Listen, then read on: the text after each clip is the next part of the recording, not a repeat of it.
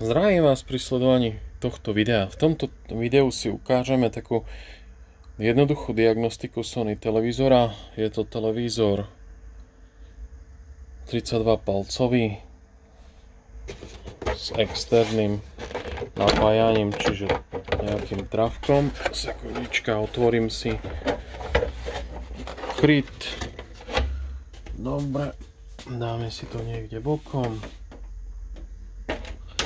No, takže vidíme tu napájacú dosku, driver pre LED diódy, čiže nejaké to napájanie, tlačidla, základná doska a k základnej doske je pripojený tuner, satelitný antény, ináč častokrát býva vadný v tých Sony televízoroch. Niekedy zaznamenáte takú poruchu, že pokiaľ ho dáte vonku, tak televízor sa rozbehne. Dokiaľ ho vonku nedáte, tak sa nerozbehne. Práve tento tuner môže byť tiež poškodený. Tento televízor mi bol donesený s tým, že spustí sa len logo a reštartuje sa. Čiže ja keď ho zapnem, máme tu, musím si to pozrieť, že či sme tak.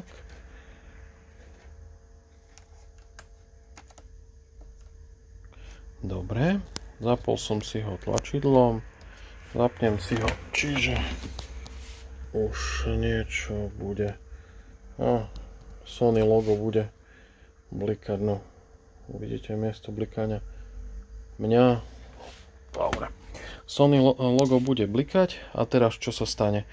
Po vyblikaní dvakrát Sony loga nahodí chybové hlásenie.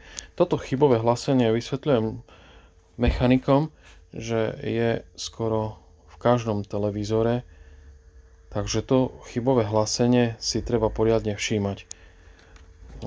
Vidíte, urobilo teraz medzeru a teraz raz, 2, 3, 4, 5, 6.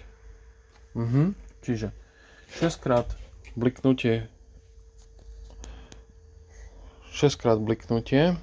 ledky, čiže 6 krát bliknutie ledky nám značí driver. Niekto to rieši výmenou celej dosky, niekto rieši opravou, niekto rieši záplatou. Treba najprv si uvedomiť jednu vec, či je v poriadku podsvietenie, alebo je chyba v driveri. Nie, že by ste kupovali novú dosku a hneď tam dali novú dosku a nejde to. A budete tam mať iné chybové hlásenie. Dobre, tak dúfam, že vám to trošku pomôže.